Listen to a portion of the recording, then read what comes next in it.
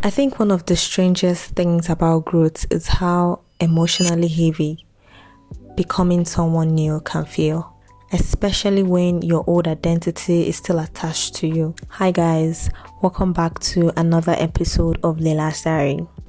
I don't think people talk about how emotionally confusing life transitions can be. Your identity starts changing internally before your life starts catching up externally. And I think that's why becoming someone new can feel emotionally heavy. And this happens especially when things feel unstable internally. Your directions feels unclear, your emotions feel intense, and even simple decisions can start to feel foggy. Not because you're incapable, but because something deeper is happening internally. I think sometimes during certain phases of life, people experience identity shifts.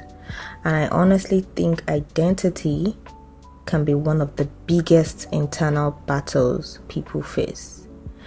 Because when your identity starts changing, the way you see yourself, life, your relationships, your future can start changing too.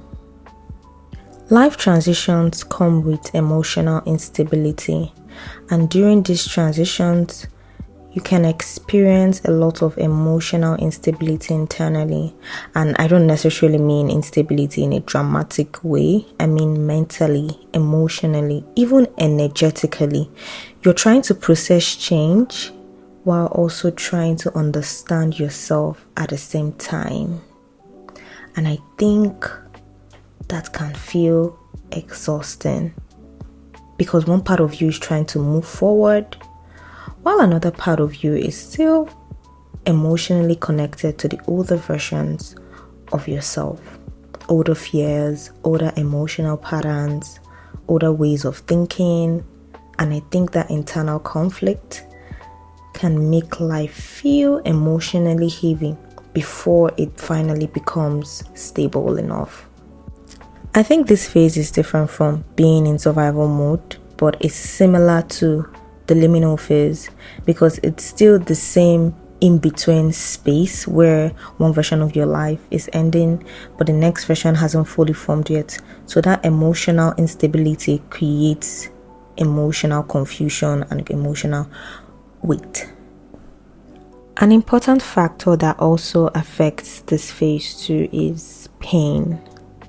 And I think when people go through emotionally heavy experiences, especially during identity shifts, it can change them internally in ways they don't fully realize immediately.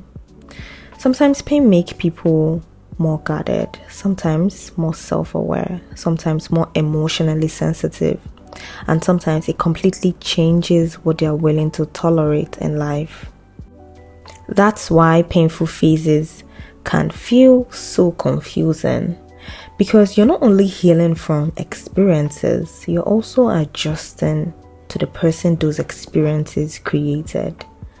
And that can feel very emotionally unfamiliar for a while. But I don't think pain only exists to break people.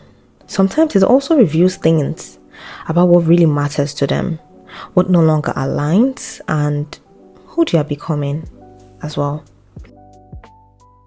This is where learning to trust yourself again becomes very important, and it doesn't look like making the most perfect decisions or having everything figured out, but what it really looks like is reconnecting with yourself again, learning how to listen to yourself without fear constantly interrupting your thoughts. Because when you've experienced all this emotional overwhelm and painful transitions, you can slowly disconnect from your own inner voice. You stop trusting your instincts, you question yourself constantly, and sometimes you don't even realize how disconnected you've become from yourself. So I think this is where healing slowly begins, slowly learning how to come back to yourself again. A lot of people are experiencing identity shifts right now, even though it's not being talked about or even though people don't express it openly. but they mistake it for failure or confusion or being lost, when really they are just becoming someone new. And I think becoming can feel emotionally heavy before it feels stable, because you are transforming. And maybe learning to trust yourself again is part of becoming who you were always meant to be. Honestly, this gave me so much closure, because knowing that we get to experience different versions of our lives, but we can still be the best version of ourselves, it sounds so refreshing. And also, learning to trust yourself again is something that we can learn, even though it's not easy, but it's possible. And that will be the basis for my next episode. Thank you guys for watching this episode of LILA'S Diary, and I'm going to see you in the next one. So stay tuned. Bye.